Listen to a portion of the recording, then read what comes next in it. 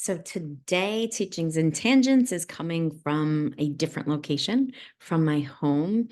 And I worried about doing it because I think people get really used to seeing a certain background and it might be distracting. But part of me doing this YouTube channel, Teachings and Tangents, is just because to do it real and to do it how I'm feeling and to share what I'm feeling.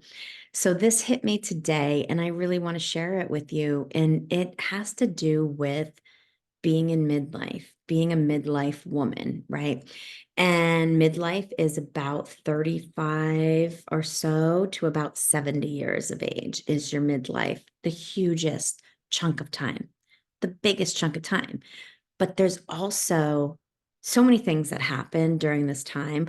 But the one thing that causes me a lot of emotion and distress, and I really want to change, is because, for one, I felt it at the beginning of my midlife.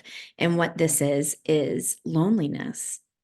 UCLA did a study and they found that 76% of midlife women ages 35 to 70, 76% are lonely.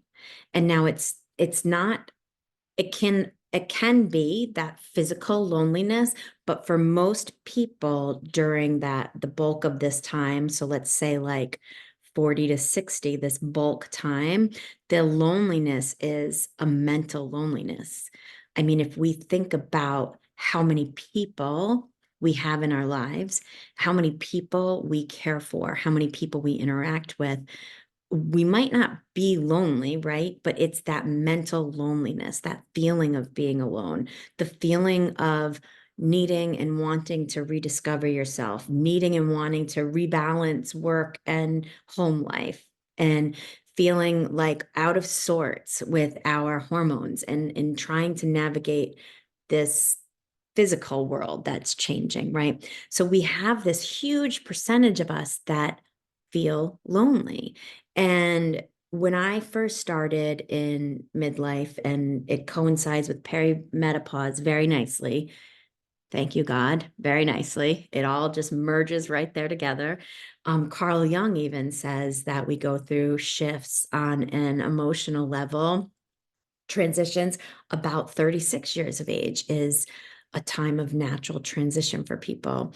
And so it's just all bundled up right there for us. And one of the ways we can combat this loneliness is, for one, reaching out, right? And sharing, reaching out and checking in on those other friends that you have. Had I, when I was in my late 30s, early 40s, had I known about perimenopause and that I was going through this natural shift anyways, I might have been more apt to reach out to friends and family and explain just what I was feeling, explaining how lonely I felt, how isolated, how confused, and then shitty. I just felt miserable.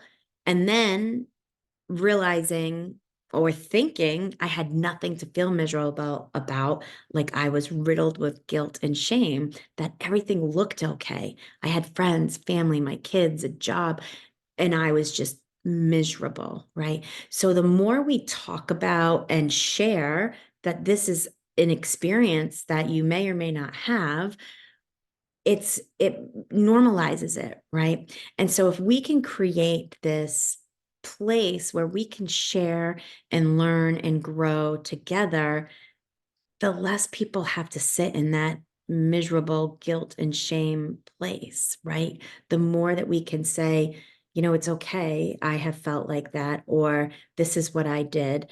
And more often than not, with this mental loneliness, a lot of women I've found through coaching and my friends and myself is this desire to grow and change and rediscover who we are and who do we want to be at this time in our lives.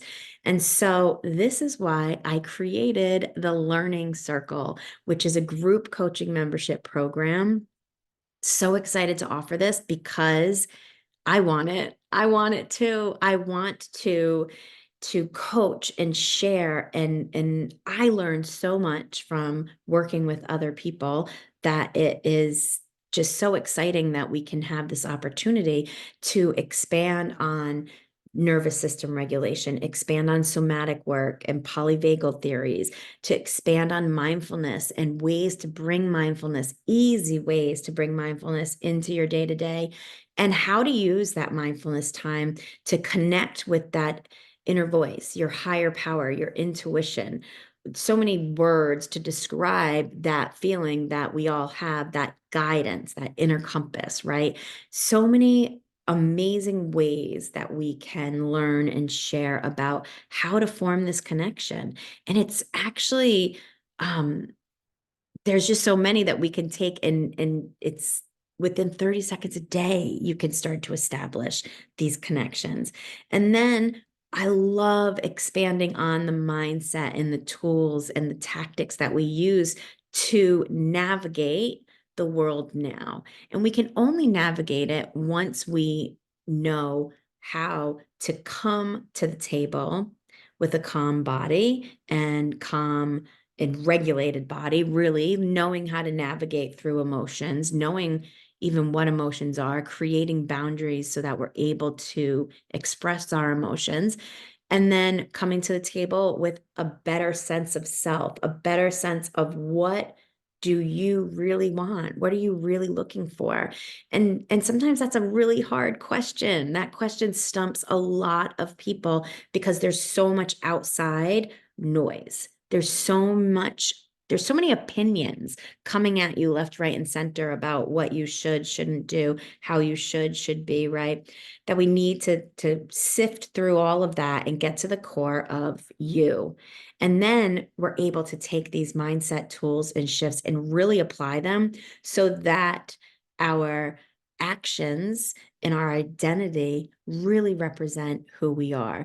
It's this idea of we constantly have input coming in, both physical, mental, emotional, through our eyes, our ears, our body. We just have all this input. And then once we can regulate it and figure it out and name it, claim it, then our output, our behavior can change. And that's where the whole phrase change from the inside out comes from, is because we can't control a little bit, we can control, but we can't ultimately control a lot of the input that we're getting, right? Something might activate us in a way that it doesn't activate somebody else, and that's fine. But what we can work on is our output, how we present to the world. And that's what the learning circle is going to be about. Huge emphasis on community. We're going to combat that loneliness right here and right now. And we're going to be here for each other through all of these changes and shifts and learning. And it's going to be a fun place because I don't want to be anywhere that I'm not having fun. Number one, like cannot even, I don't want to be bored. I wanted to keep it fun and light and easy breezy. And we're going to learn how to identify who we want to become and how. And even that changes within this time frame, right? This whole middle age, like late 30s to 70-ish, right? You're going to have a lot of transitions. And if we learn a system for moving through transitions, that next transition, it's like a plug and play. You just can now move through these transitions. Will they be like easy, smooth? Maybe not. I don't know. But you will have a system and a plan. So if you are looking to connect with other women who are on this road for seeking ways to nurture their mind, body, and soul, the learning circle is for you. And I am waiting to welcome you into it. We will start in April, and now doors are waitlist right now. Doors will open shortly, so get on the list. Who knows, maybe when you're watching this, doors have already opened and we're waiting for you to join our community. So if you have any questions about the learning circle, reach out, drop them below. Ultimately, it's a monthly subscription, so you can try it for a month and cancel, but I know you won't because we're going to be meeting at least 3 times a week, and you're going to have a content library full of audio, video, PDFs, workbooks, and so many other bonuses that I can't wait to share once you're inside of the learning circle. So please join us and have some fun. Make this midlife the best phase of your life. I know it can be.